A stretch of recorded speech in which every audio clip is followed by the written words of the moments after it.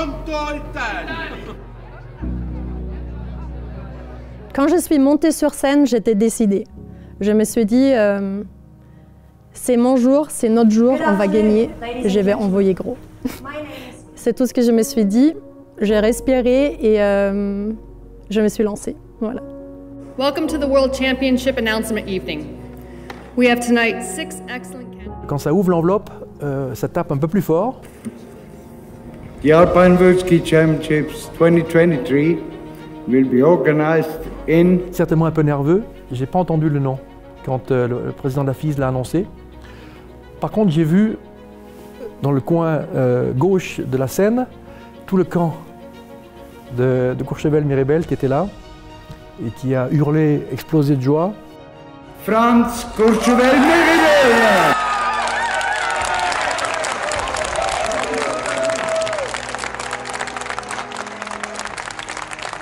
Voilà, c'est gagné. On voit des gens sauter de joie et ouais, c'est impressionnant. Ouh, ça me fait un petit quelque chose. Je n'avais jamais oublié cette journée-là. Je vais encore pleurer. Je pense que c'était une énorme fierté. Et c'est quand tu as un objectif et tu sais que c'est plus grand que toi, en fait. Et tu travailles dur pour ça avec des gens exceptionnels. Quand tu arrives, c'est juste wow, merci. Ouais. It's a great day for France.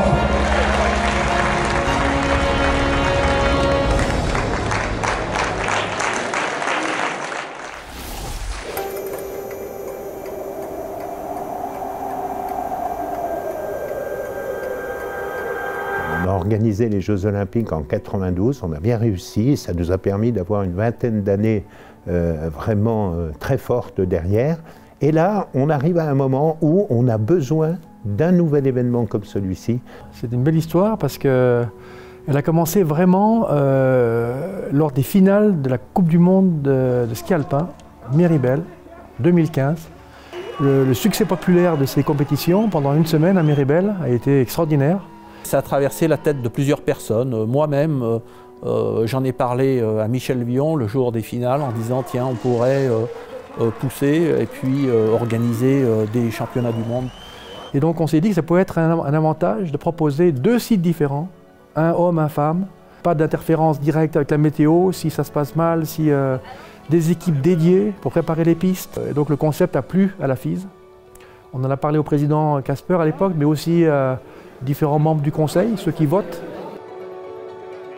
Cette motivation d'être dans les nations majeures, elle passe forcément par l'organisation de grands événements comme ça.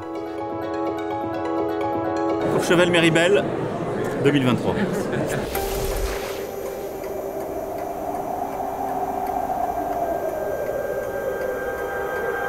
D'abord, c'est un défi.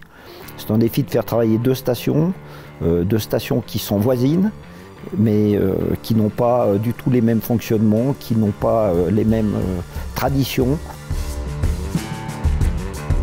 Des gens qui avaient peut-être des idées un petit peu différentes ont mis un domaine skiable en commun pour que ce domaine skiable il se développe et qu'il devienne ce qu'on appelle le plus grand domaine skiable du monde. D'associer les 2 stations, c'était quelque chose d'innovant. Et puis on avait quand même un atout, c'était la création de la piste de l'Eclipse. Pour la foule, quand tu te retournes là, tu vois vraiment l'enchaînement des courbes. Recréer une piste de descente en France de ce niveau-là, c'est quelque chose qui est exceptionnel. Ça va être une piste extrêmement physique et en fait le résultat final il est fantastique. Les sauts, les virages, les courbes et puis celui qui va être capable de produire la meilleure performance sur cette piste-là, ça sera réellement le meilleur descendeur du monde. Ça c'est vraiment très clair.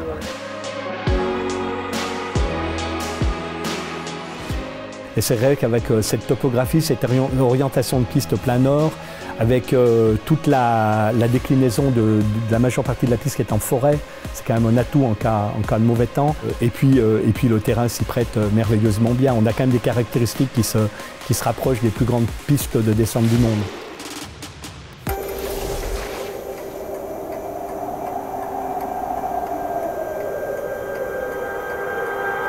On a fait ces finales l'an dernier qui ont été une répétition générale extraordinaire, qui nous a montré, bien sûr, tout ce qu'on savait faire. On n'oublie pas, et c'est très très important, c'est les licheurs qui sont prioritaires. C'est-à-dire que quand le licheur il part, il doit pouvoir continuer à licher avec sa vitesse. Et à nous qui allons travailler à la porte, de nous adapter, soit d'attendre, soit de se mettre de l'autre côté pour qu'il passe. Parfait, bien reçu. Qui nous a permis aussi de tester des secteurs clés, comme par exemple le test de la piste de l'Eclipse, qui est vraiment un élément phare de ces championnats du monde. Et puis aussi tester le programme des bénévoles. Ils étaient 600, on va être 1200. Ça va être trop cool.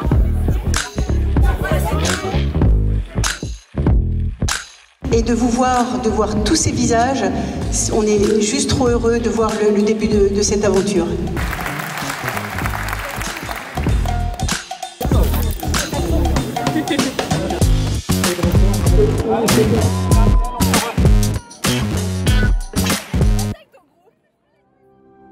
Ça a permis également de pouvoir identifier des personnes clés sur lesquelles on va pouvoir s'appuyer. Moi, je vais récupérer la boule, je vais l'accrocher et je vais rapidement avoir la main là. Je libère.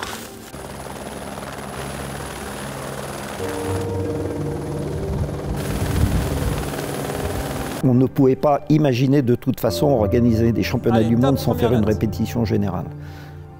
Les pistes, on sait faire, on sait organiser. Mais par contre, ce que nous avait dit Michel Vion dans sa dernière visite de la FISE cet automne, la réussite, c'est les détails. Et tous les détails sont importants.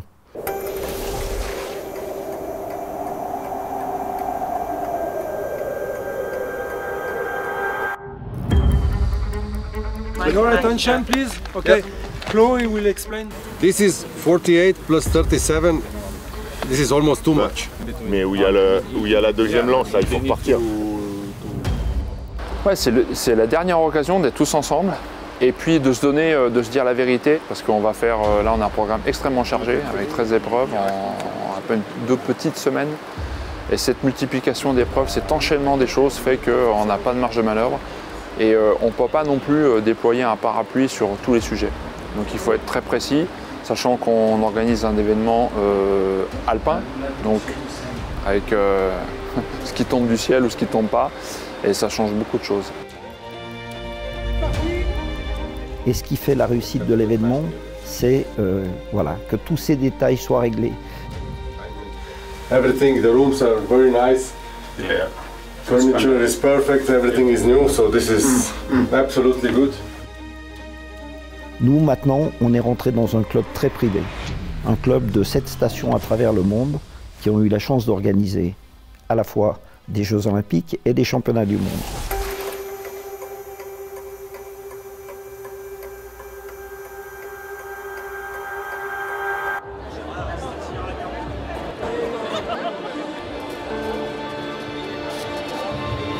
En tout cas, moi, je suis ravie de pouvoir vivre ce genre d'événement à la maison.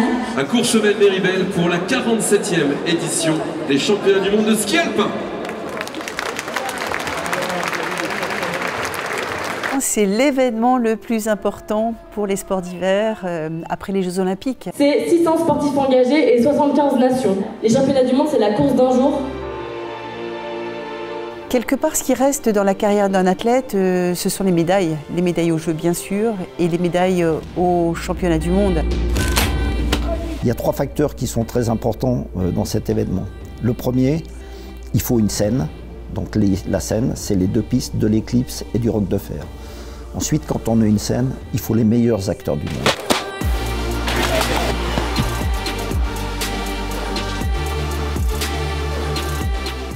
Là, on a un casting extraordinaire. Et puis, quand on a la scène et quand on a les acteurs, ce spectacle-là, il faut qu'il y ait du public. Et puis, il faut rappeler quand même qu'on a rendez-vous avec la planète entière, puisque ce sont pas moins de 500 millions de téléspectateurs, 1000 heures de retransmission TV.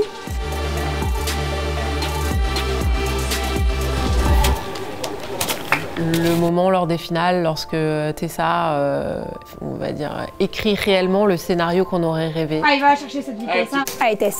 Allez, t'es une guerrière, hein, Tess. Allez, Tessa. Allez.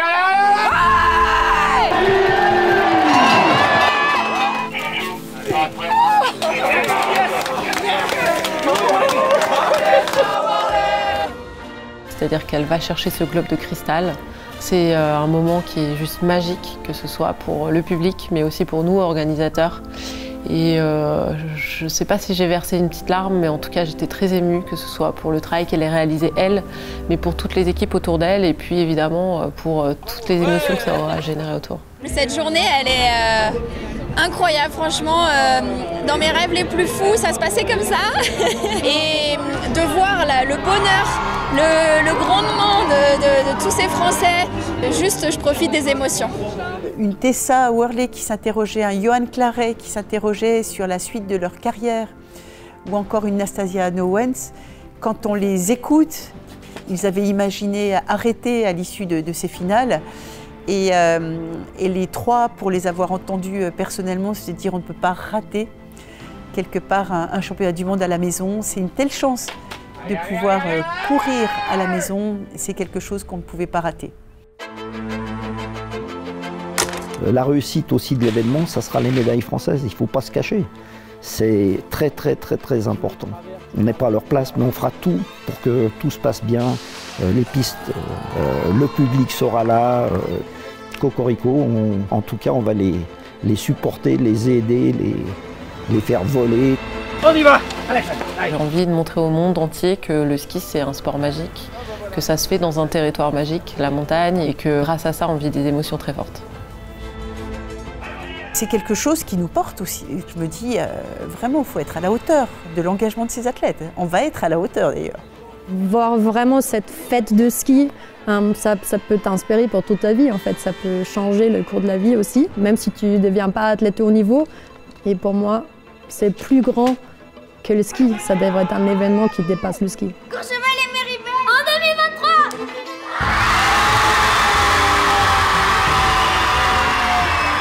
On est prêt, on va faire ça le 5 février et on aura vécu la plus belle quinzaine que nos stations n'ont jamais vécue.